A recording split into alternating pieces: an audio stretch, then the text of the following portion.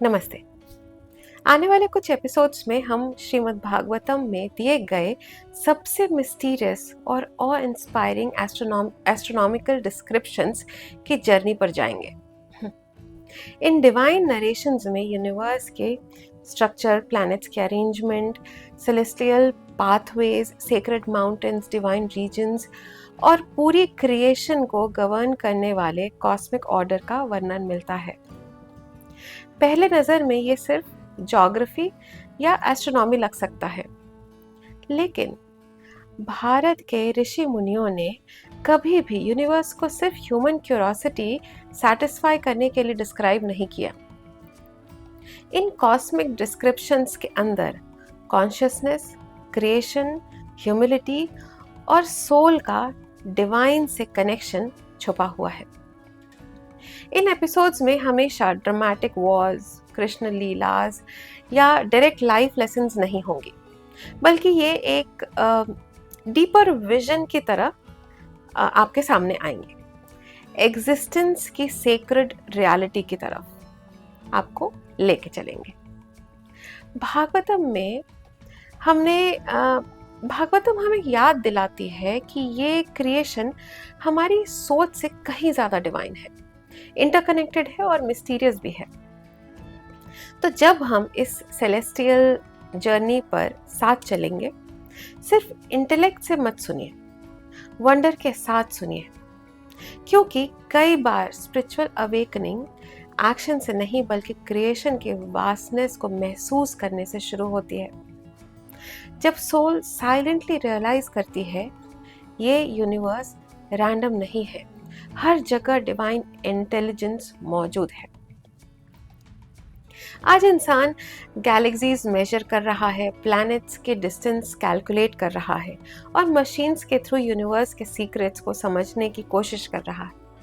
लेकिन हजारों साल पहले एक राजा ने साइंस से भी गहरा सवाल पूछा था,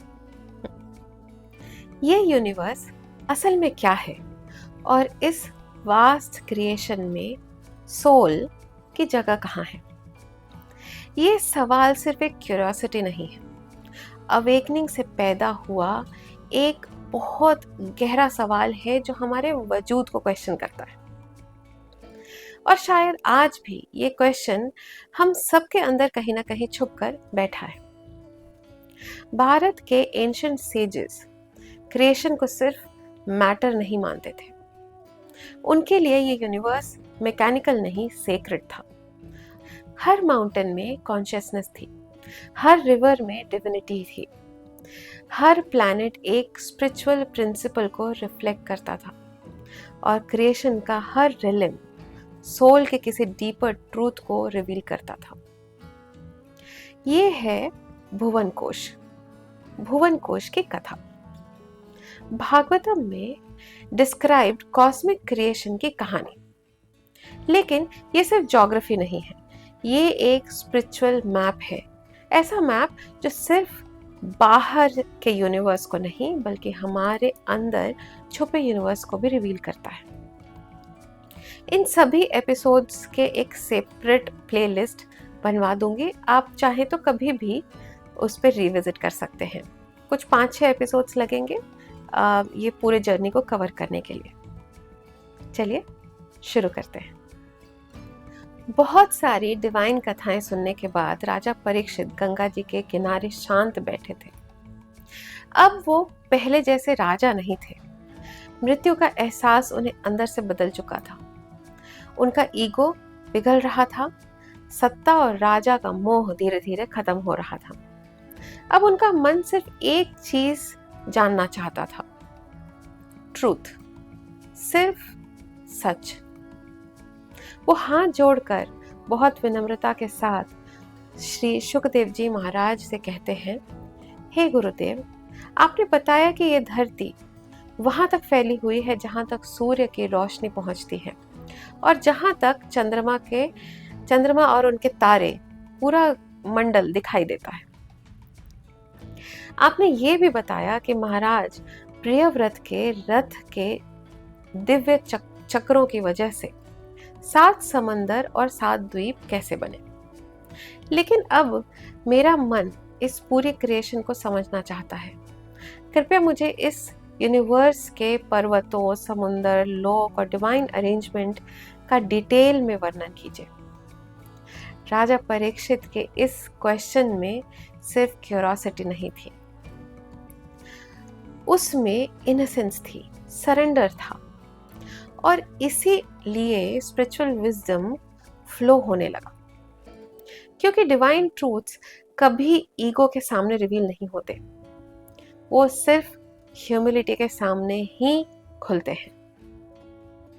श्री सुखदेव जी महाराज हल्का सा मुस्कुराए, क्योंकि वो एक ऐसी बात समझते थे जिसे आज भी ह्यूमैनिटी पूरी तरह समझ नहीं पाई है।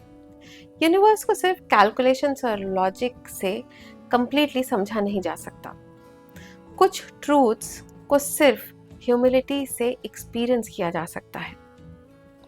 फिर उन्होंने राजा परीक्षित से कहा, हे राजन, भगवान की माया और ये क्रिएशन इतनी वास्ट है कि अगर किसी को देवताओं जितनी लंबी आयु भी मिल जाए, तब भी वो मन और शब्दों से इस पूरी सृष्टि का वर्णन नहीं कर पाएगा।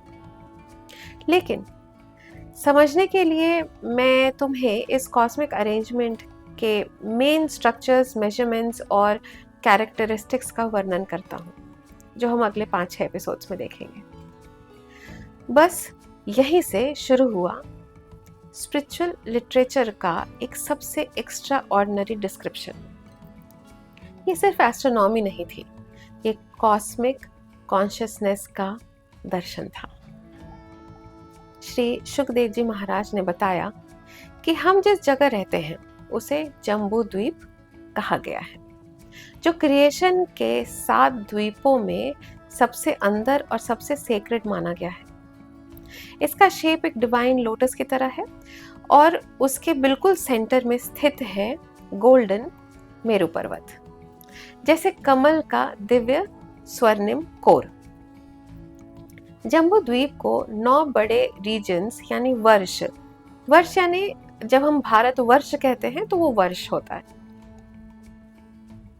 9 बड़े रीजन्स वर्ष में डिवाइड किया गया है और हर वर्ष 9000 योजन तक फैला हुआ है। इनके बीच में ह्यूज माउंटेन रेंजेस हैं। इन सब के सेंटर में है ईलाव्रत वर्ष, जहां मेरू पर्वत सभी माउंटेन्स के राजा की तरह खड़ा है। ईलाव्रत के नॉर्थ में नील, श्वेत और श्रृंगवन माउंटेन्स हैं, जो रम्यक, हिरण्मय और कुरु रीजन्स की बाउंड्रीज बनाते हैं। ये माउंटेन्स ईस्ट से वेस्ट समुंदर तक फैले हुए हैं। हर पर्वत 2000 योजन वाइड है और इनकी हाइट इक्वल है, बस लेंस धीरे धीरे कम होते रहते हैं। साउथ साइड में निषाद, हेमकूट और हिमालय माउंटेन्स हैं, जो हरिवर्ष, किम पुरुष वर्ष और भारत वर्ष को डिवाइड करते हैं। ये भी ईस्ट से वेस्ट तक फैले हुए हैं, 10,000 योजन की हाइट तक उठे हुए हैं। और ईलाव्रत के ईस्ट और वेस्ट साइड पर गंधमादन और माल्यवन माउंटेन्स स्थित हैं, जो नॉर्थ के नील पर्वत से लेकर साउथ के निषाद पर्वत तक फैलकर भरतवर्ष और केतुमाल रीजन्स के बाउंड्रीज बनाते हैं। मेरे पर्वत के चारों तरफ मैसिव सपोर्टिंग माउंटेन्स हैं, मंदार, मेरू मंदार, सुप्रशव और कुमुद। ये हर पर्वत 10,000 योजन हाइट और विड्थ में फैले हुए हैं। इन डिवाइन पीक्स के 4 जाइजेंटिक सेक्रेड ट्रीज हैं, आम, जामुन, कदम और वटवृक्ष, जैसे कॉस्मिक पिलर्स हों। इन माउंटेन्स के पास 4 सेलेस्टियल लेक्स हैं, जो दूध, मध, गन्ने का रस और मीठे जल से भरे हुए हैं। साथ ही 4 हेवनली गार्डन्स भी हैं, नंदन, चैत्ररथ, विभ्रजक और सर्वभद्र, जहां डिवाइन बीइंग्स सेलेस्टियल ब्यूटी का आनंद उठाते हैं। इन सेक्रेड माउंटेन्स से एक्स्ट्रा ऑर्डिनरी रिवर्स फ्लो होते हैं। मंदराचल पर एक जायंटिक आम का वृक्ष है, लगभग 1100 योजन ऊंचा।